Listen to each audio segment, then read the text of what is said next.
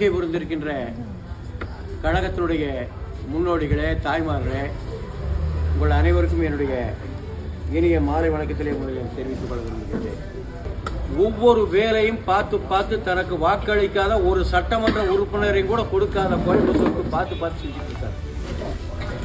மருதமலை கோயிலில் திருப்பணிகள், நிறைய கட்டடங்கள், அதே போல மருதமலை பள்ளிக்கூடத்தில் பாலிடெக்னிக் கல்லூரி, இந்த குறிப்பா இந்த பகுதி மக்களுக்கு ஏகப்பட்ட நன்மைகள் அரசின் மூலம் செய்து கொண்டிருக்கிறது.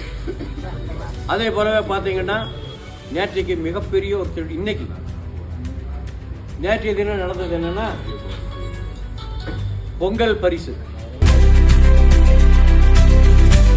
நம்முடைய தமிழர் பண்டிகை பொங்கலை சிறப்பாக கொண்டாடுவதற்கு ஒவ்வொரு அட்டைக்கும் 3000 ரூபாய் பொங்கல் பரிசாக அறிவித்திருக்கிறார். நேற்றுக்கு அறிவித்தார்.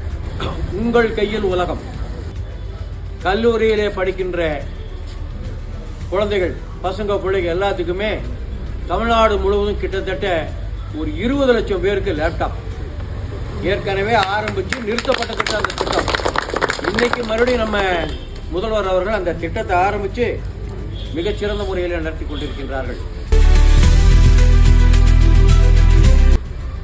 மக்களுடன் முதல்வர்னு ஒரு திட்டம், எல்லா கல்வி பள்ளிக்கூடத்துக்கு வந்திருப்பீங்க. அந்த இடத்துல பெட்டிஷன் கொடுத்தா அன்னைக்கு சாயங்காலமே அதற்குரிய நடவடிக்கை. எங்கேயும் போய் ஒரு பெட்டிஷன் எடுத்துட்டு அங்கே பார்க்கணும், அவங்க பார்க்கணும், இவங்க பார்க்கணும், இந்த அதிகாரி பார்க்கணும், சுத்த வேண்டிய அவசியமே இல்லை. நேராக அந்த முகாமுக்கு போகிறீங்க, மனு எழுதி கொடுக்குறீங்க, உடனே அதுக்கு தீர்வு. அப்படி ஒரு அருமையான திட்டத்தை வச்சு நம்முடைய மக்களுக்கு ஒரு மிகப்பெரிய சாதனை செய்து கொண்டிருக்கிறார். அதே போல காப்பீட்டு திட்டம், முதல்ல கலைஞர் காப்பீட்டு திட்டம் சொல்லி இது பண்ணிட்டு இருந்தோம். எந்த ஒரு சீக்கு வந்தாலும் ஆஸ்பத்திரிக்கு போனால் அந்த அட்டை கொண்டு போய் கொடுத்தா போதும். கட்டணம் இல்லாமல் அந்த மருத்துவமனை அவங்களை சரி செஞ்சு அனுப்பிச்சுடுவாங்க. அந்த மாதிரி பணி வீடு வீடாக அந்த சாதனைகளை எல்லாம் கொண்டு போய் சேர்த்து திமுக அரசாங்கம், முதல்வர் மு.க. ஸ்டாலின் அவர்கள் இவ்வளவு இந்த சாதனைகள் செய்திருக்கிறார்கள்.